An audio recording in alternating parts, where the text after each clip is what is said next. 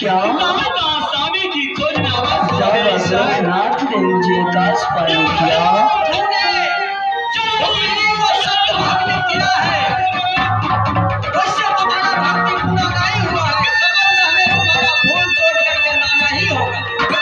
क्या गुरुदेव ने मुझे आसमानी कर दिया। शक्ति रुक्मणी को तुमने शक से भगन कर दिया। शक तुम्हें अभी तक भक्ति तेरा तुमसे हुआ ही नहीं।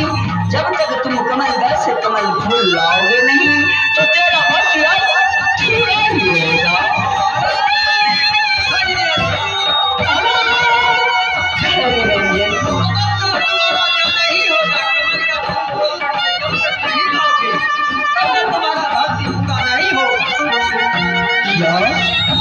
भविष्य में या बाबा गोरखनाथ का वाणी मैं डाल देता हूँ, या बाबा गोरखनाथ का वाणी को मैं उल्लंघन कर देता हूँ, तो यह 14 कोस का राज है।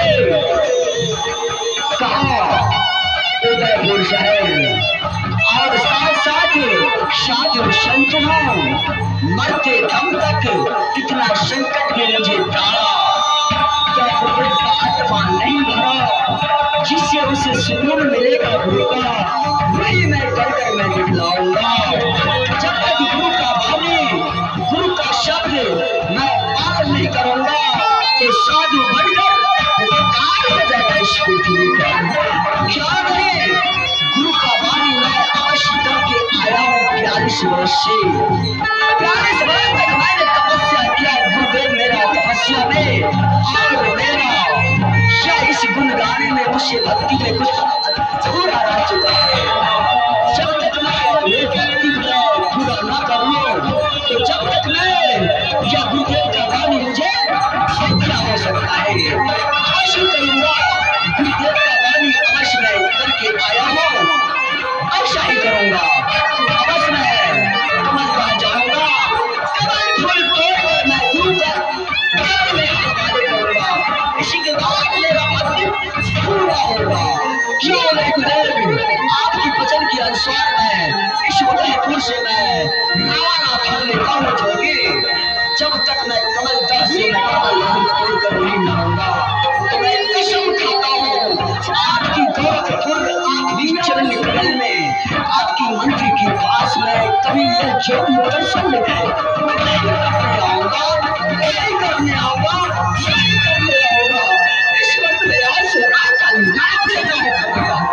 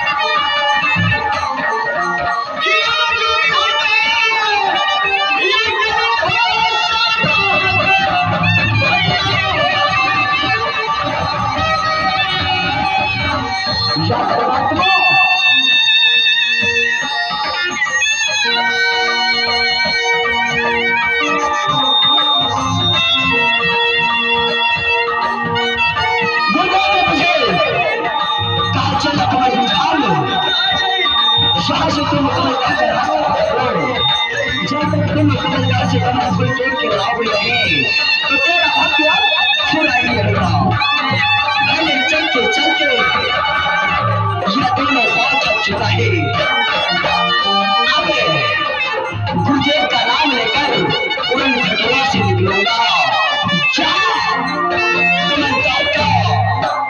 जल का प्रभाव होगा, क्योंकि प्रतिज्ञा रखा है श्री बंद जी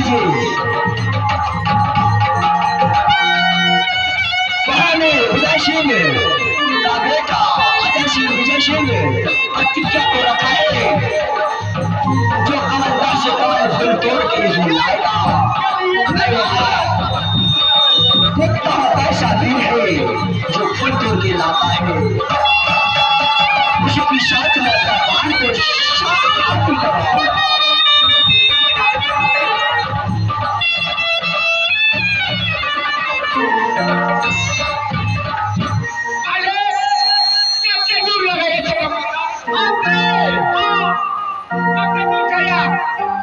कितना दूर नहीं, शायद तुम भूल रहे हो। कमल दह तुम पहुंच चुके हो। क्या नहीं कमल हमने बुला कर दिया ना, या सामने में देखो क्या नहीं, मेरा पिता श्री ने यह पोखरा को खुनाया हुआ है और इसे चारों महार में टहलो और देखो आत्मा बीच में देखो। क्या चलते चलते कमल फूल तो इस समय वही मेरा मैं गुरु का नाम लेकर से निकलता हूँ। कमलदार का रास्ता कमलदार कहाँ है, कहाँ कमल फूल मुझे तोड़ना है। मैं इस समय